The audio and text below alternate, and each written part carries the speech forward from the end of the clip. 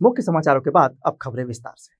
उप मुख्यमंत्री अरुण साव ने दुर्ग में आयोजित स्वदेशी सुरक्षा एवं स्वावलंबन अभियान कार्यक्रम में शामिल होकर विदेशी वस्तुओं के बहिष्कार और स्वदेशी अपनाने का आह्वान किया। कार्यक्रम की शुरुआत उन्होंने पंडित दीनदयाल उपाध्याय की प्रतिमा पर माल्यार्पण कर की। इस दौरान कोका कोला, पेप्सी जैसे विदेशी पेय पदार्थों को प्रतीकात्मक रूप से नाली में बहाकर विदेशी उत्पादों को नकारने का संदेश दिया गया। अरुण साव ने कहा कि स्वदेशी केवल उत्पादों तक सीमित नहीं बल्कि हमारी आत्मा, संस्कृति और आत्मसम्मान से जुड़ा विषय है। भारत को सदियों से विश्व गुरु कहा गया है क्योंकि हमने दुनिया को शिक्षा, आयुर्वेद, विज्ञान और संस्कृति दी है। उन्होंने जापान का उदाहरण देते हुए कहा कि जिस तरह वहां के लोग आत्मसम्मान से खड़े हैं, उसी तरह भारत को भी स्वदेशी अपनाकर आत्मनिर्भर बनना होगा। वोकल फॉर लोकल, इसको लेकर ये अभियान है और आज की ये आवश्यकता है।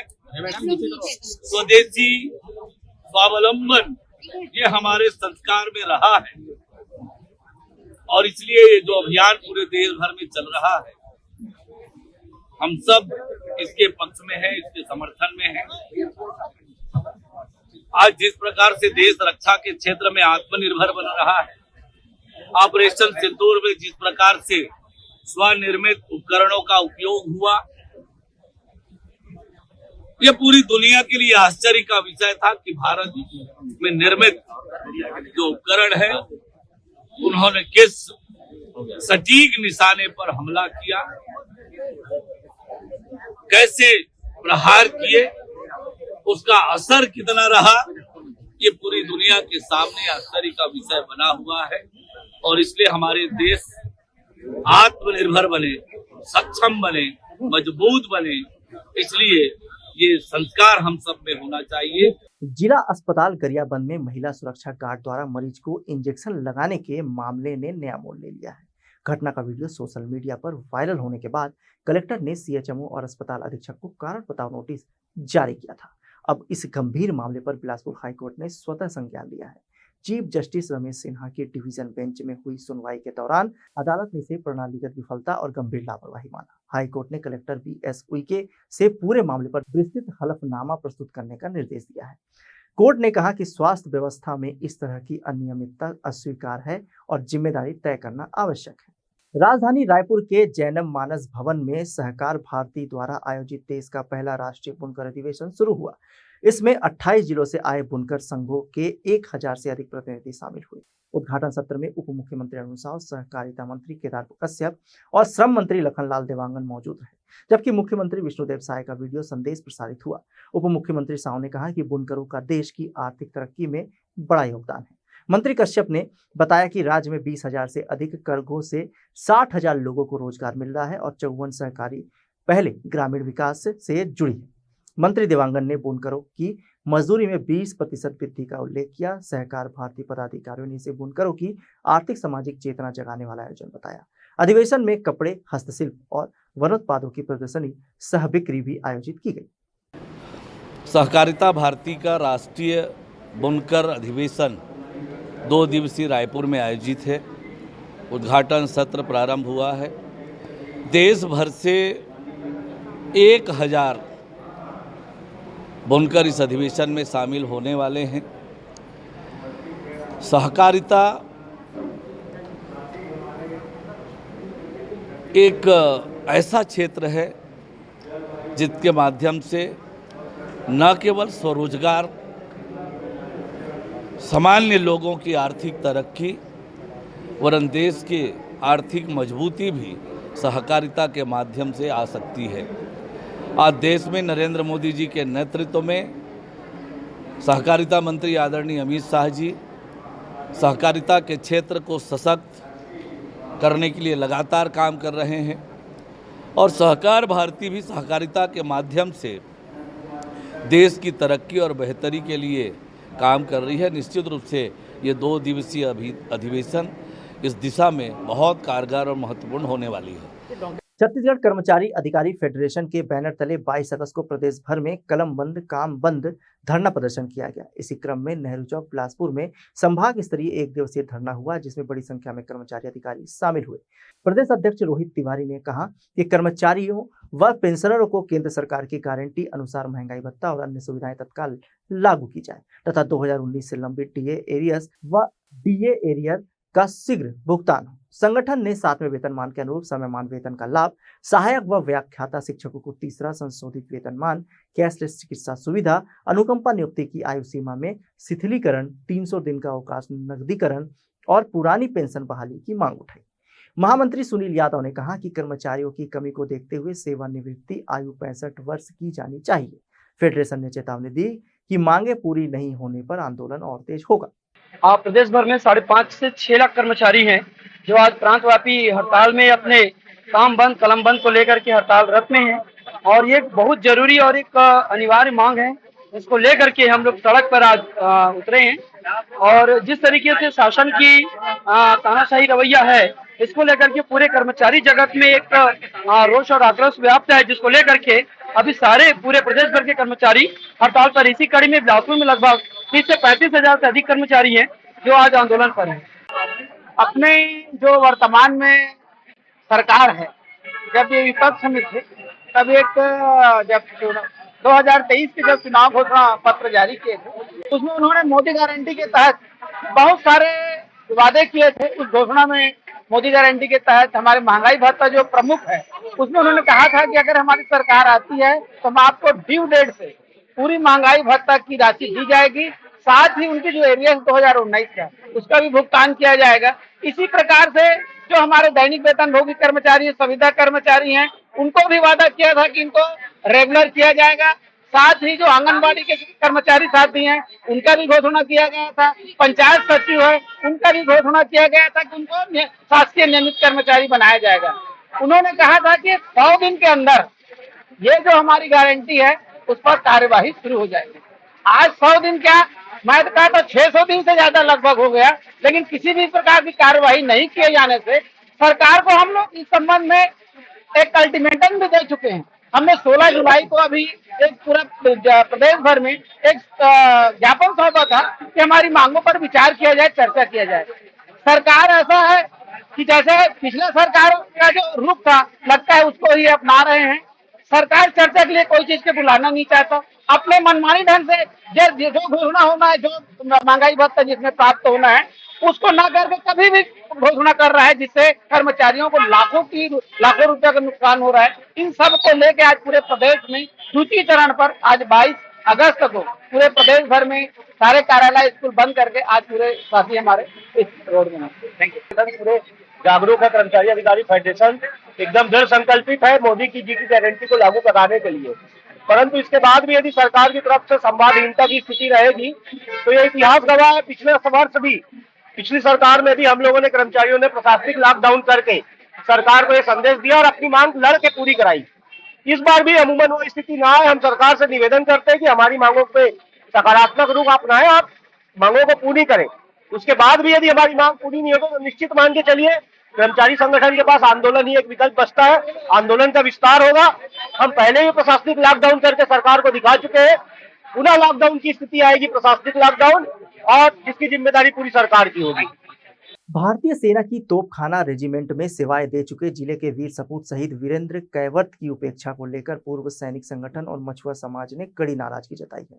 शुक्रवार को प्रेस क्लब में पत्रकार वार्ता कर ऑन पूर्वक सैनिक कल्याण संगठन और मछुआ समाज ने शासन प्रशासन से शहीद की स्मृति को अक्षुण्ण बनाए रखने की मांग की। संगठन के अध्यक्ष दत्तात्रेय यादव ने बताया कि 15 सितंबर 2006 को पुलवामा में आतंकवादियों के सर्चिंग अभियान के दौरान आईईडी ब्लास्ट में वीरेंद्र कैवर्त शहीद हुए थे। उन्होंने मांग की कि नरगोड़ा में शहीद की प्रतिमा और स्मारक बनाई जाए तथा किसी शासकीय विद्यालय या खेल मैदान का नाम उनके नाम पर रखा जाए। जिला निषाद समाज अध्यक्ष हरप्रसाद ने कहा कि शहीद कैवर्त का बलिदान आने वाली पीढ़ियों के लिए प्रेरणा बने, इसके लिए स्थायी स्मारक जरूरी है। इस वर्ष 15 सितंबर को नरगोड़ा में भव्य शहादत दिवस कार्यक्रम आयोजित होगा। मैं आम संगठन के अध्यक्ष दत्तात्रेय यादव आगामी 15 सितंबर 2025 को शहीद वीरेंद्र कैवर्त का शहादत दिवस है। सन 2006 को जम्मू कश्मीर के पुलवामा जिले के रेवन गांव में शहीद हुआ था। आतंकवादियों द्वारा बिछाए हुए आईडी एक्सप्लोजिव में ब्लास्ट में शहीद हुए थे। उसी की शहादत को याद करते हुए इस वर्ष जो होने वाला है शहादत दिवस, वो 20वें शहादत दिवस है।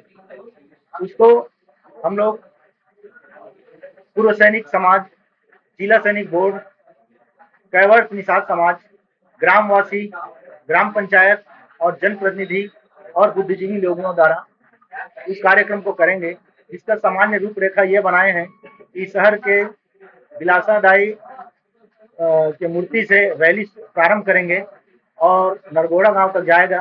रैली वहां पहुंचते ही वहां पर राष्ट्रगान, छत्तीसगढ़ गान होने के बाद में प्रबुद्धजनों का उद्बोधन होगा। उसके बाद कार्यक्रम को विसर्जन करेंगे। आपका परिचय? मेरा नाम दत्तात्रेय यादव है।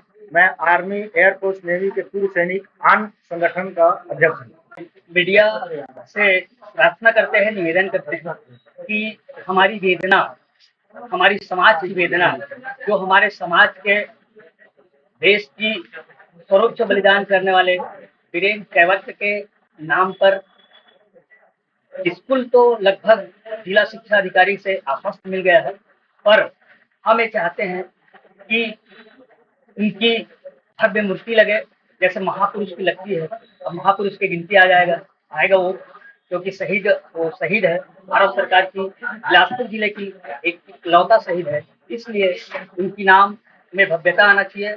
और साथ ही उस नरगोड़ा ग्राम को शहीदी ग्राम घोषित किया जाए, ताकि वीरेंद्र कैवर्त के परिवार के साथ उनके परिवार को भी, एक उनके गांव को भी सारी चीज की सहूलियत मिले। और साथ ही वहाँ एक क्रिकेट मैदान है, जिसे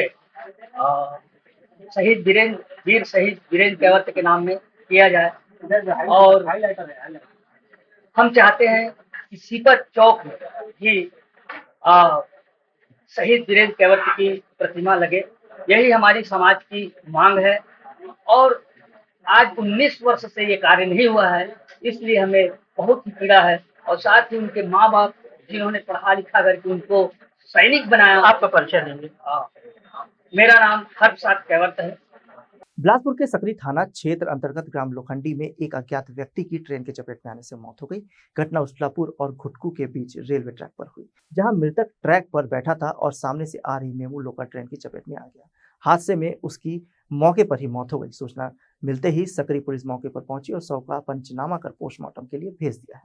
फिलहाल मृतक की पहचान नहीं हो सकी है। पुलिस मामले की जांच में जुटी हुई है। सर, ये ट्रेन से कट कर एक व्यक्ति की मौत हुई है, क्या उसकी पहचान हो पाई है? क्या कुछ पूरा मामला है?